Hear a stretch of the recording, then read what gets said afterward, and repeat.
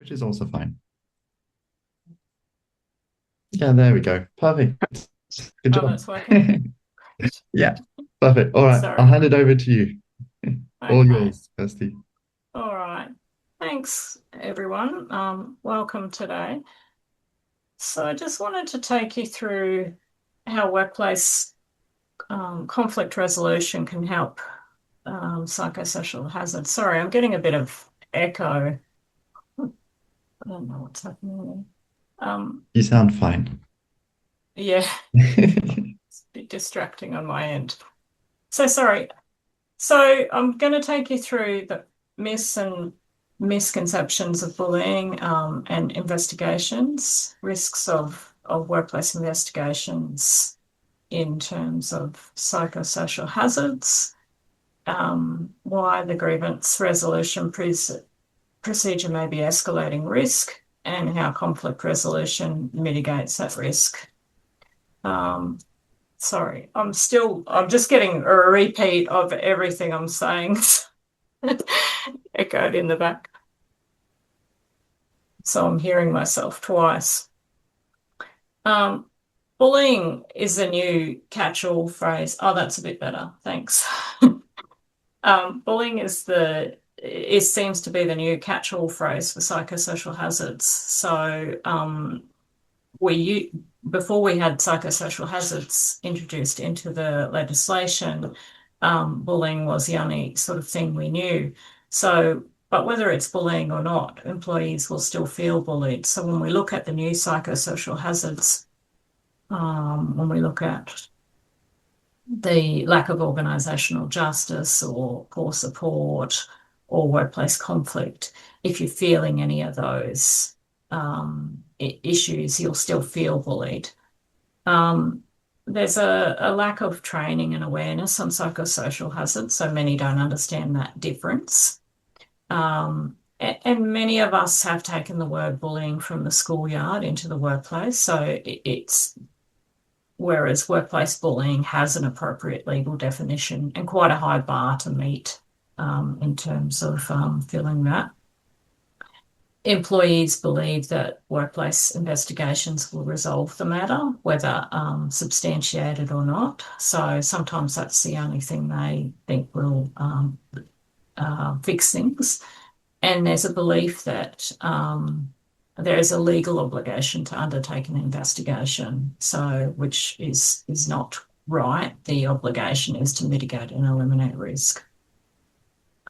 So the risks of workplace investigations for psychosocial hazards, and this has been recently evidenced through case law, which I'll talk about if I've got time at the end.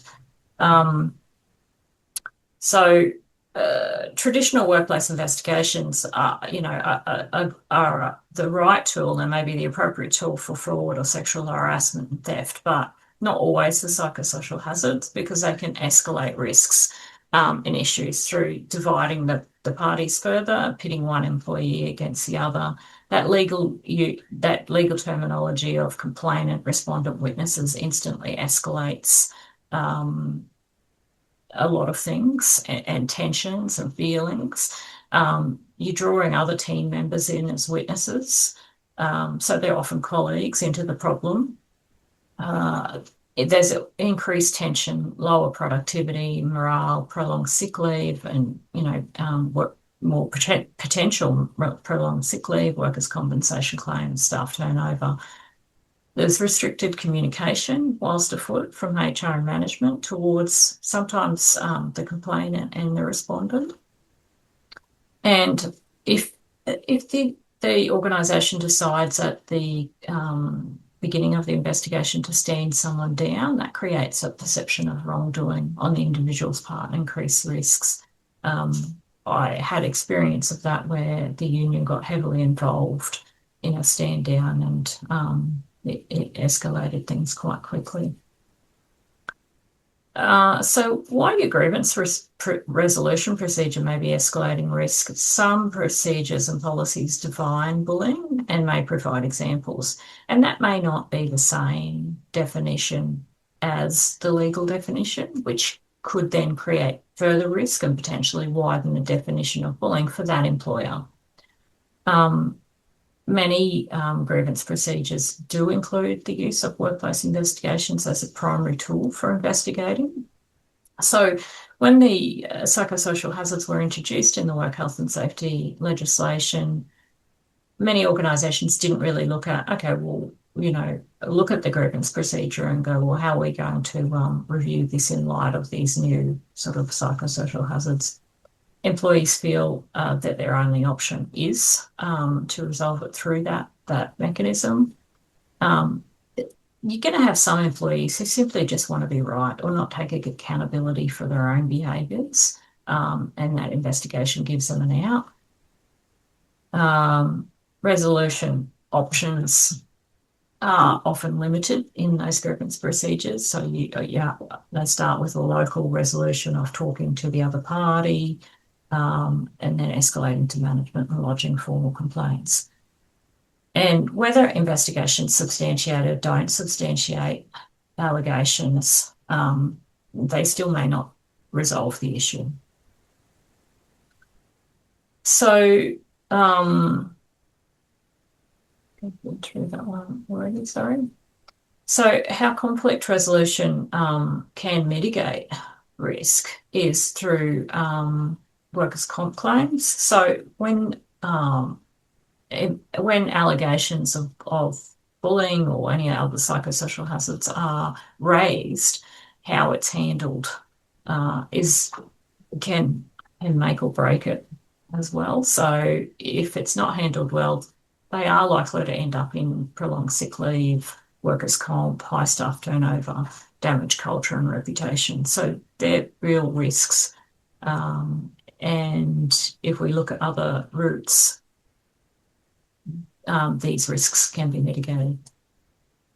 So alternative methods for mitigating risks include workplace culture reviews, psychosocial risk assessments, preliminary inquiries made through HR, the manager or the leader, manager-leader intervention, leading discussions with the parties.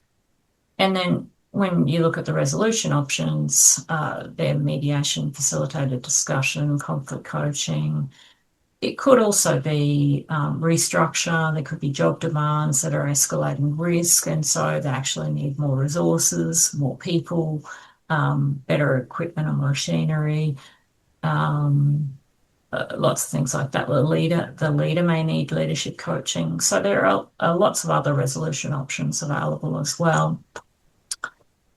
So when we look at, I've got here the critical question of whether to undertake a workplace investigation or an alternative method.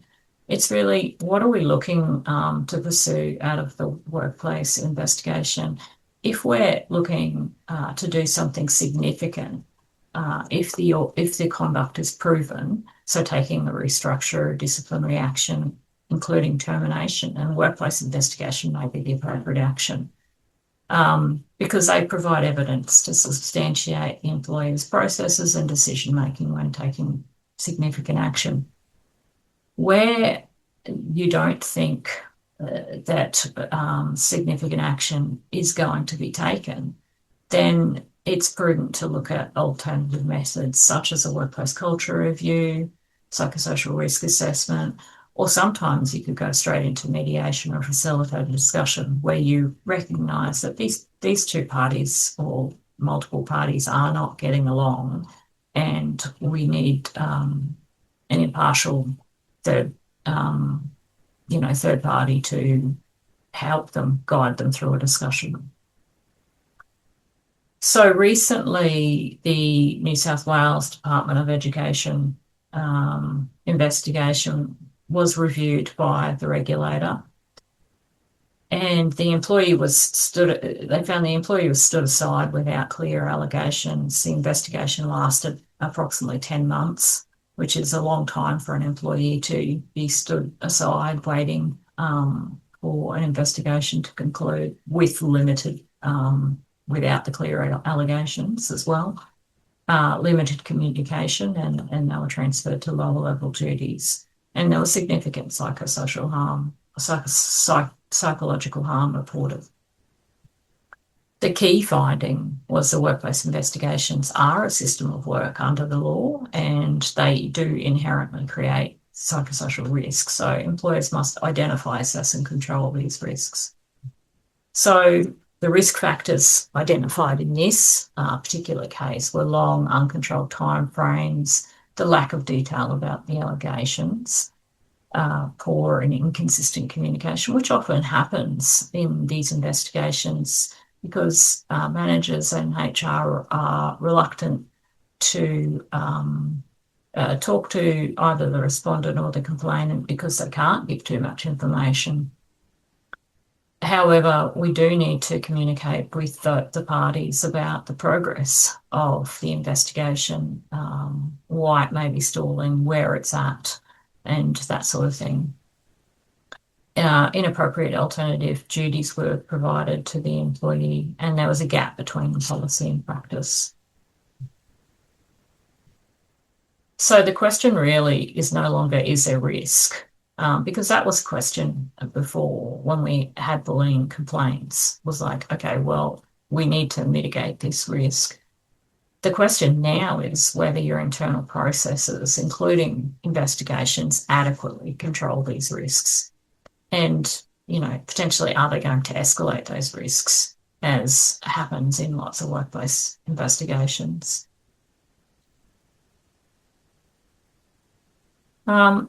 So that's all I had to talk to today. So I wanted to sort of open up the floor to questions from people. Fantastic. Great job keeping to time. It's a tough one. I really set Kirsty the challenge of trying to really create this thought bite piece which can all take away from. I'd love if you could unpack what you mean by culture review for the people here. So unpack a bit of these alternative methods of conflict resolution. So you spoke that it comes with inherent risks. But I'd love if you could unpack some of those alternate formats in a bit more depth. Great, thanks, Felix. Yeah, I can do that. So I'll use a case because that's sort of a bit more practical. So I recently undertook a workplace culture review with a private college where there had been conflict running for quite some time, like 10 years. I interviewed 18 people. So a workplace culture review sort of operates a little bit like an investigation without a complainant, respondent, and witnesses. So I will interview everyone equally. So and it's employer initiated versus employee initiated. So what I found was that there was so there was a problem reported from an employee. A new employee had said, these other employees are speaking in a derogatory manner about the manager, and the manager wanted an investigation. And HR knew that there was conflict and said, no, we're going to do a workplace culture review. So a whole lot of things came out of that. So it had been reported that there was a toxic culture for a long time. So what I found was there were 4 teachers who sort of 2 and 2 didn't get along, and that created a lot of conflict for the wider group. So basically, I talked to all 18 people, and I came up with a list of findings. The findings were conflict. They were, role clarity, job demands, under-resourcing from in terms of staffing and support, leadership support, and various other things. So what I come back with to the organisation is these are the findings, and these are some recommendations that we can put in place. So, and I talked briefly about those recommendations before. So they could be training, they could be restructuring, they could be leadership coaching, mediation, and so in this one, it's a bit of a mixed bag. I don't do leadership coaching, but I said to them, what I do is I make recommendations for the services that I provide and the services and other services that are needed, interventions that are actually needed, and they can source those. So, yeah, it's really looking at themes and patterns rather than finding blame and trying to substantiate or not substantiate facts.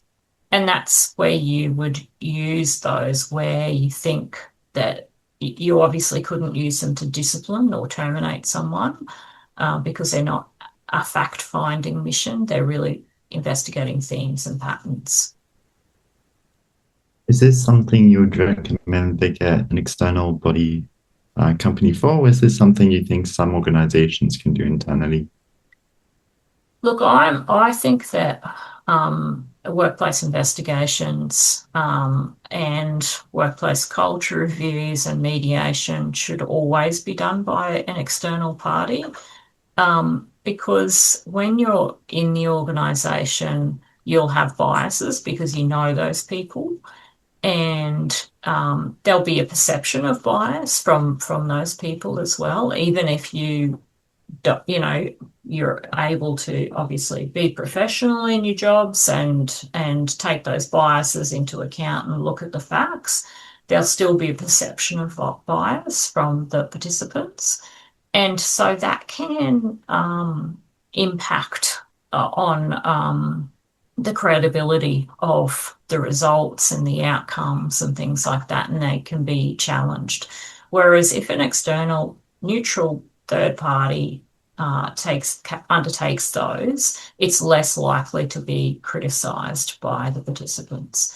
And there was a case in Canada recently where they questioned that in the court systems in terms of the workplace investigations that were done internally, and that it wasn't, a fair, impartial process because it was done by the employer's representative, HR.